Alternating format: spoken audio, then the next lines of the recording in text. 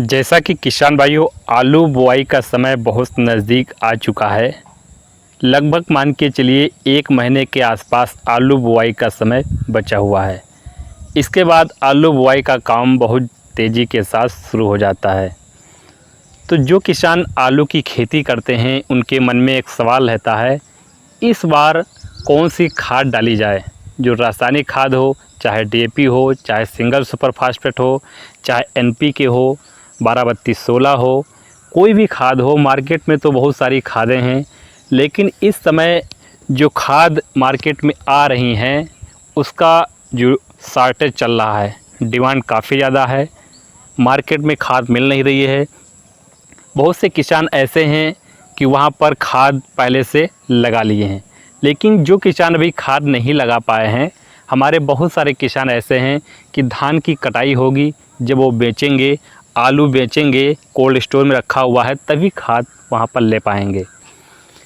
तो आज की वीडियो में पूरी जानकारी बताएंगे कौन सी खाद आलू की फसल में डालने से आलू की पैदावार ज़्यादा होती है, और वहाँ पर और कौन कौन से ऐसे पोषक तत्व हैं जिनका किसान प्रयोग नहीं करते हैं, जिससे अच्छी पैदावार नहीं मिल पाती है। सबसे पहले किसान भाइयों बात करेंगे, आलू की पैदावार हमारी कई कारणों से होती है। न कि केवल रासायनिक खाद का प्रयोग करने से होती है, न कि केवल डीएपी डालने से होती है, न कि केवल एनपीके खाद डालने से होती है। किसान भाइयों बात करेंगे, सबसे पहले आलू की जो पैदावार है वो हमारी डिपेंड करती है आलू का जो बीज है, आप कौन सा बीज डाल रहे हैं। अच्छी किस्म का, अच्छी वैरायटी का, चाहे आप लाल आलू बो रहे हों, चाहे वो सफ़ेद आलू बो रहे हों, उसकी अच्छी वैरायटी होनी चाहिए। अगर आप कई साल से आलू की खेती कर रहे हैं और वही बीज आप दोबारा से बुआई कर रहे हैं, तो वो बीज आपको यहाँ पर बदल देना चाहिए। दूसरा बीज आपको किसी दूसरे जगह से लाकर बोना चाहिए, जिससे मिट्टी का बहुत बड़ा फ़र्क आ जाता है कि वहाँ की मिट्टी जो थी काफ़ी उपजाऊ थी, उस मिट्टी में आलू की पैदावार हुई है, तो आपकी वहाँ पर मिट्टी का बदलाव हो जाएगा, बीज का बदलाव हो जाएगा, जिससे आपकी खेत में पैदावार भी ज़्यादा मिलेगी। आगे किसान भाइयों बात करेंगे कि खेत में आपको जो खेत की तैयारी कर रहे होते हैं, अच्छी प्रकार से जुताई करते हैं, इसके बाद जो डीएपी या एनपीके या मार्केट में 16-16-16, 15-15-15 जो भी एनपीके खाद हैं आप डाल रहे हैं या डीएपी खाद डाल रहे हैं, लेकिन उसके साथ जो म्यूरेट ऑफ पोटास है, एमओपी पोटास है, वो किसान भाइयों आपको ज़रूर डालना चाहिए। चाहे आप डीएपी कम डाल रहे हों, लेकिन पोटास की मात्रा आपको ज़्यादा देना होती है।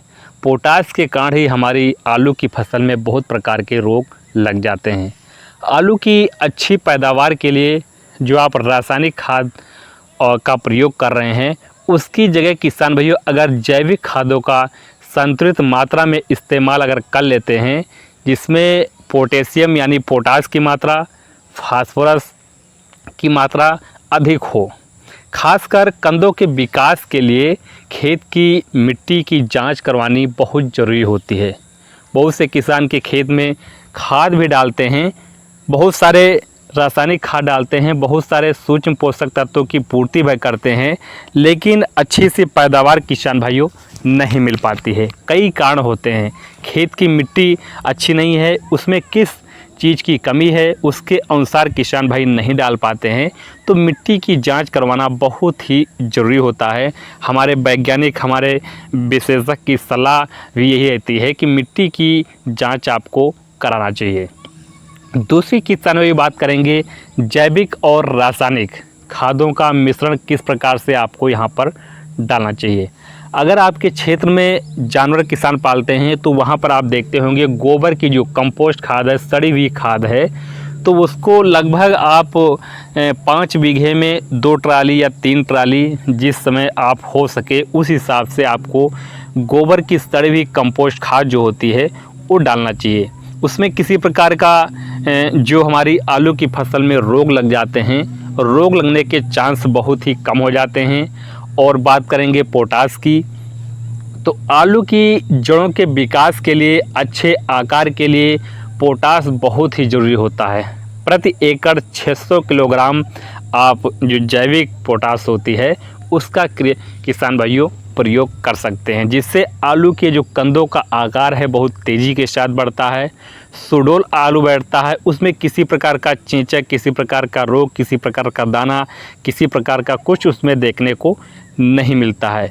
दूसरी चीज़ किसान भाइयों आते हैं यहाँ पर फास्फोरस। फास्फोरस के कारण ही आलू की जो पैदावार होती है, आलू का जो पौधा है, आलू का जो विकास है, ग्रोथ है, अच्छा होता है। जब जड़ें अच्छी सी होंगी, फास्फोरस के कारण पौधे की जड़ें हैं, रेशे ज़्यादा बनेंगे तो ट्यूबर्स हमारे भी ज़्यादा बनेंगे। आलू के कण ज़्यादा बनेंगे तो पैदावार भी ज़्यादा मिलेगी।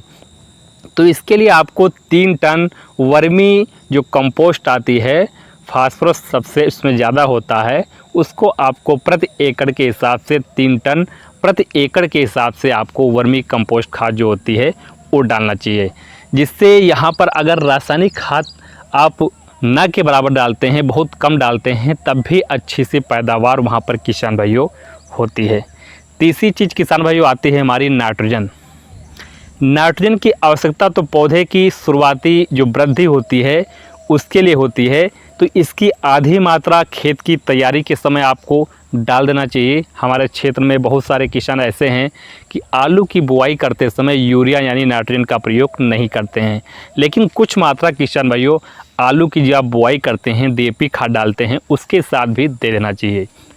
इससे वहाँ पर शुरुआत में जो नाइट्रोजन की पूर्ति है वो आसानी के साथ हो जाती है।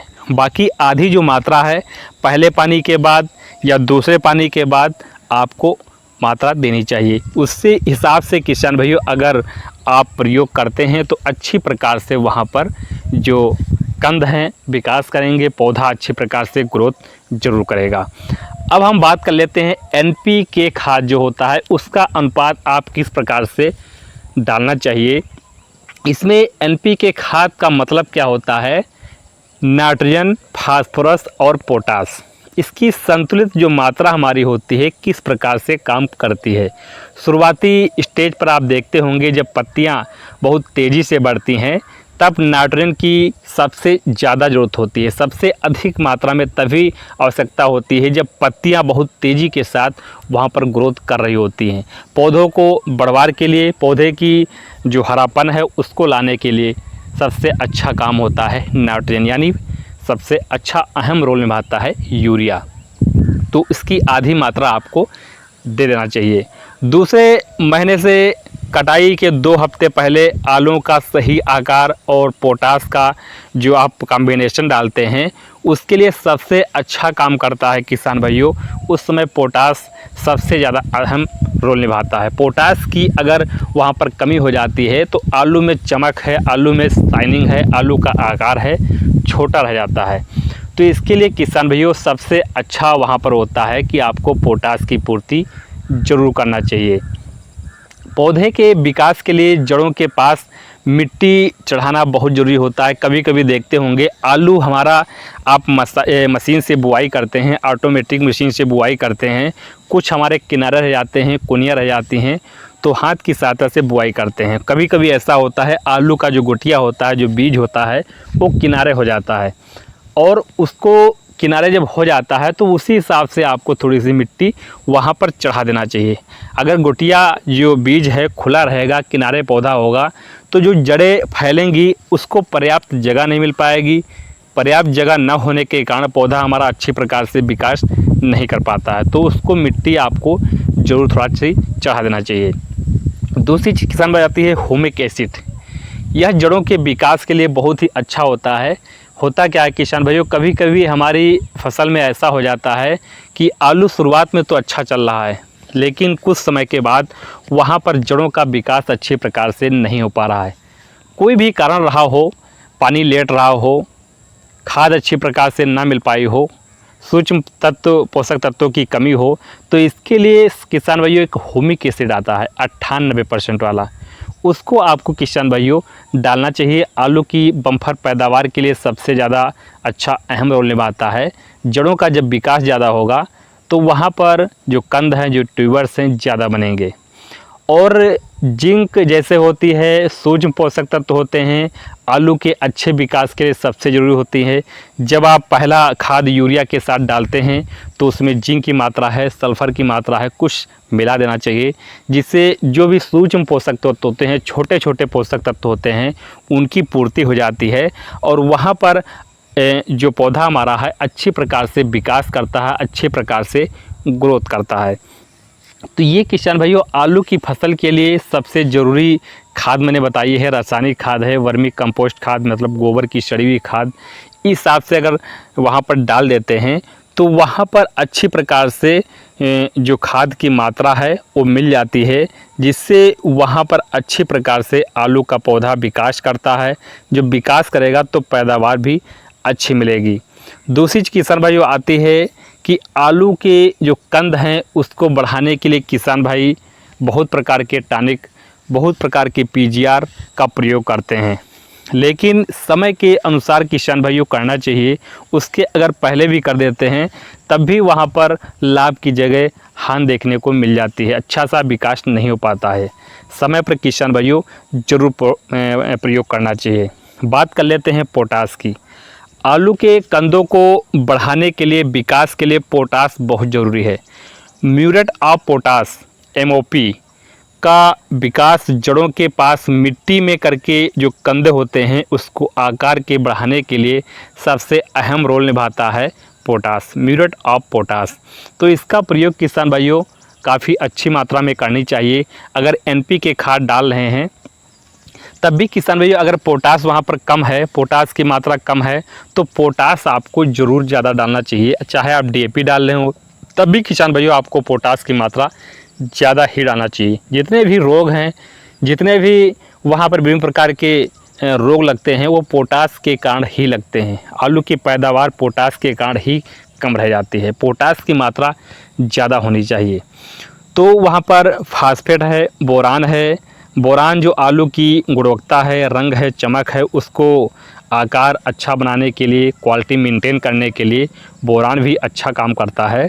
और जो फास्फेट हो गया, कंद के आकार को बढ़ाने के लिए सबसे अच्छा जो छिड़काव करते हैं, अच्छा सा उसमें रिस्पांस मिलता है। और बहुत ही कम समय बचा हुआ है, लगभग 30 से 35 दिन बचे हुए हैं। जो आलू की अगेती बुआई बहुत सारे किसान कर देते हैं, तो मान के चलिए लगभग 1 महीना के ही समय बचा है। मान के चलिए 15 अक्टूबर से हमारे क्षेत्र में भी आलू का बुआई का काम बहुत तेज़ी के साथ शुरू हो जाएगा। तो उम्मीद करें किसान भाइयों ये जानकारी आपको ज़रूर कुछ पसंद आई होगी। पसंद आने पर वीडियो को लाइक कर सकते हैं, और चैनल पर नए हैं, पहली बार वीडियो देख रहे हैं, चैनल को सब्सक्राइब कीजिए, बेल आइकन दबाकर ऑल कर लीजिए, इससे आने वाली हर वीडियो का नोटिफिकेशन भी आपको मिलता रहेगा। खेती बाड़ी संबंधित समय समय पर जानकारी आपको देते रहते हैं, चाहे कोई भी फसल हो, आलू, धान, गन्ना, सरसों, पेपरमेंट यानी मेंथा, कोई फसल से रिलेटेड जानकारी आपको समय समय पर देते रहते हैं। तो मिलते हैं अगली वीडियो में। नमस्कार।